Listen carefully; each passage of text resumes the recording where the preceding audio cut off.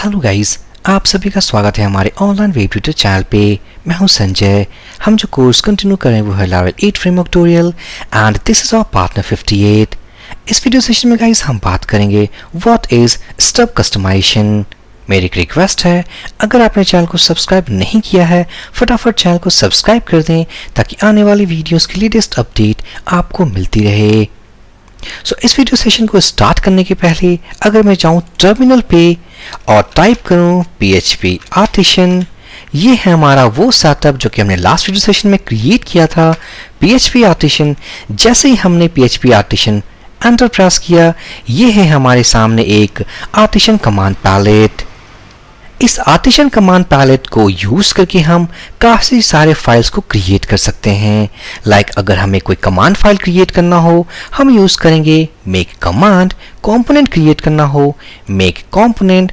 Controller create करना हो, make controller. इसी तरीके से अगर किसी भी फंक्शंस, किसी भी फंक्शनैलिटी के ऊपर काम करना हो, उनके रिस्पेक्टिव फाइल्स को हम आर्टिशन कमांड के थ्रू क्रिएट कर सकते हैं। फॉर एग्जाम्पल, अगर मैं एक कंट्रोलर फाइल क्रिएट करूं, PHP आर्टिशन मेक कंट्रोलर, और अगर मैं क्रिएट करूं like site controller, controller created successfully.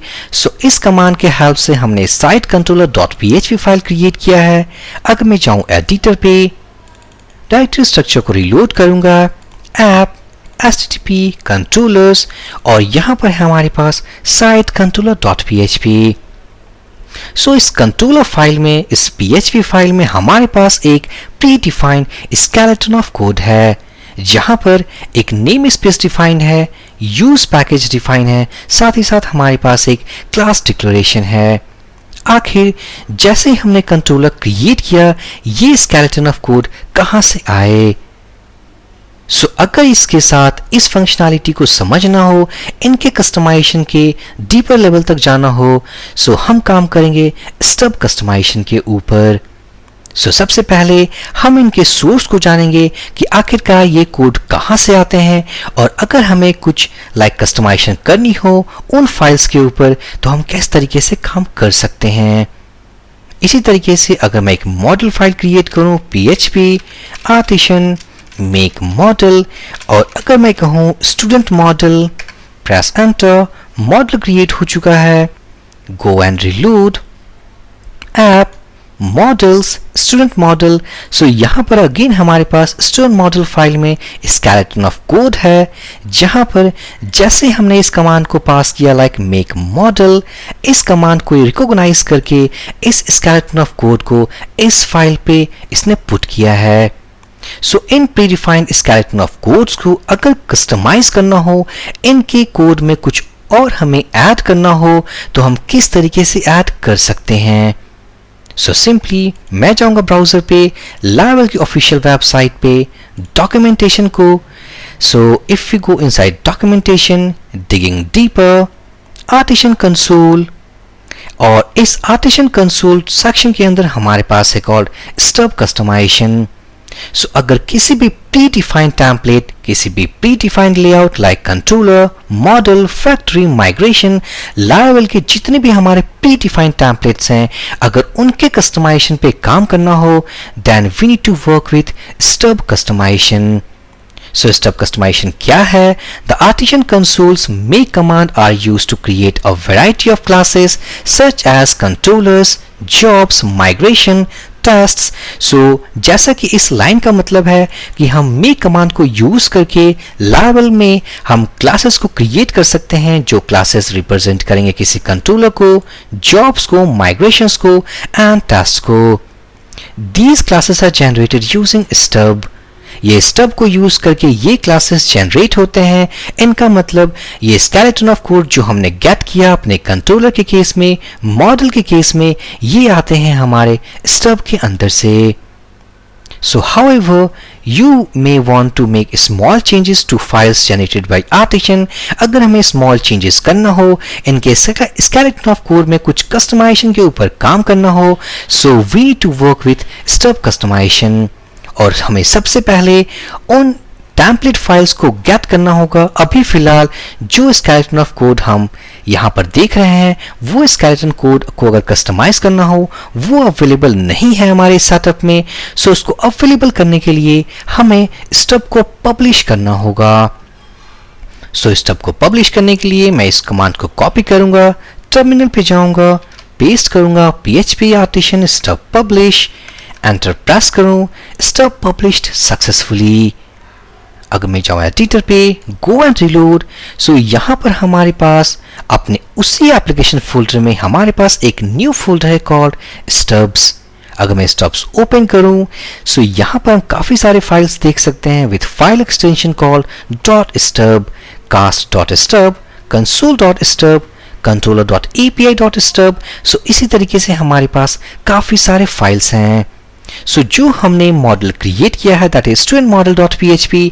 अगर मैं जाऊं मॉडल स्टब पे दैट इज model.stub, सो ये स्केलेटन ऑफ कोड को आप देखोगे, नेम स्पेस, यहाँ पर हमारे पास नेम स्पेस है, ये हमारे पास टू यूज पैकेजेस हैं, क्लास डिक्लेरेशन है। अगर मैं इसके अंदर कोई कमेंट ऐड कर लूं like this is my sample comment, ये model.stub फाइल में हमने थोड़े बहुत चेंजेस किए हैं।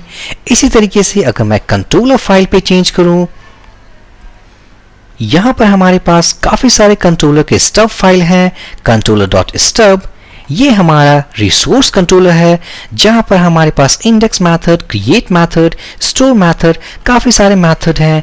अगर हमें प्लेन कंट्रोलर के कस्टमाइजेशन पे काम करना हो सो controller.plain.stub, और ये रहा हमारा प्लेन कंट्रोलर।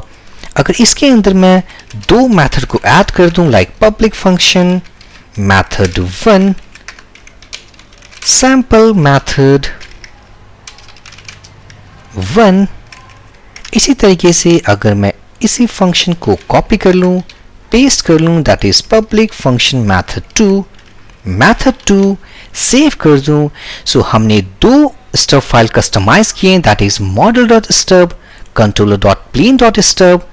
और वापस से जाऊंगा टर्मिनल पे, अगर मैं कंट्रोलर क्रिएट करूं php artisan make controller, और अगर मैं क्रिएट करूं like student controller, press enter, controller create हो चुका है। एडिटर पे जाऊंगा, go and reload, app http controller student controller, और यहाँ पर स्टूडेंट कंट्रोलर में हमारे पास कुछ एक्स्ट्रा मेथड्स आए हैं। और कीप इन माइंड ये वो मेथड्स हैं जो कि हमने अपने controller.plain.stub में डिफाइन किया था। सो कहने का मतलब है अगर स्केलेटन ऑफ कोड में कोई भी कस्टमाइजेशन करना हो आप स्टब कस्टमाइजेशन के थ्रू कर सकते हो। सबसे पहले हमें स्टब को पब्लिश करना होगा, इनके स्केलेटन ऑफ कोड पे काम करना होगा, और वही कोड हमारे किसी भी फंक्शनैलिटी में एक्सटेंड हो सकते हैं। जैसा कि हमने दो मेथड ऐड किया अपने controller.plain.stub में, और वो मेथड्स हमारे इस कंट्रोलर क्लास के अंदर अवेलेबल है।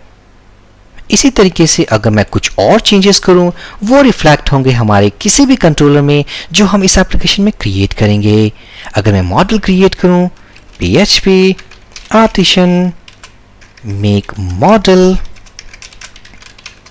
student model, प्रेस एंटर, और ये मॉडल ऑलरेडी एग्जिस्ट। सो अगर मैं स्टूडेंट मॉडल के बजाय अगर मैं क्रिएट करूं site model created successfully, go and reload, so app models, यहाँ पर हमारे पास साइट मॉडल, और यहाँ पर वही कमेंट है जो कि हमने model.stub में ऐड किया है। सो स्टब कस्टमाइजेशन स्टब क्या है? स्टब वो रिपोजिटरी है, वो फोल्डर है, वो एक गैलरी है जिसके अंदर स्केलेटन ऑफ कोड अवेलेबल है, जिसको यूज करके हमारे artisan commands, generator commands like make controller, make factory, जितने भी हमारे मेक कमांड्स हैं उन कमांड्स के थ्रू इन सारे फाइल्स को यूज करके ये स्केलेटन ऑफ कोड को जनरेट करता है। और एक और बात, अगर आपको इन स्केलेटन ऑफ फाइल्स के ऊपर काम करना हो, कीप इन माइंड ये सारे फाइल्स एक कोर फाइल्स हैं। अगर इन फाइल्स में कोई भी मिस्टेक हो जाए, अगर गलती से मैं इस पैरेंथेसिस को यहाँ से रिमूव कर दूं या गलती से मैं इस नेम स्पेस को डिलीट कर दूं, सो इन स्टब के फाइल्स को कस्टमाइज करने में अगर कोई भी एरर हो, वही सारे एरर्स को यूज करके ये उन सारे फाइल्स को जनरेट करेगा जो हम अपने मेक कमांड के थ्रू जनरेट करेंगे।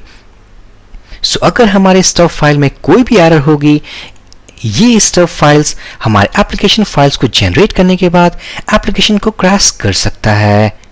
सो while working with stub customization, आपको केयरफुल रहना है कि जो भी स्टब कस्टमाइजेशन में आप काम करोगे वो एरर फ्री होना चाहिए। सो स्टब क्या है? स्टब एक रिपोजिटरी है जिसको यूज करके मेक कंसोल कमांड हमारे स्केलेटन ऑफ कोड को जनरेट करती है। अगर इसके साथ काम करना हो, सबसे पहले हम स्टब फाइल को पब्लिश करेंगे और उसके अंदर हम कस्टमाइज करेंगे। सो ये था हमारा मॉडल स्टब, कंट्रोलर स्टब। इसी तरीके से अगर आपको फैक्ट्री में काम करना हो, factory.stub, इवेंट्स पे काम करना हो, मिडलवेयर पर काम करना हो, किसी माइग्रेशन के स्टब फाइल को चेंज करना हो, यहाँ पर हमारा माइग्रेशन है called up method, down method. So किसी भी स्केलेटन ऑफ कोड को आप अपने तरीके से चेंज और अल्टर कर सकते हो।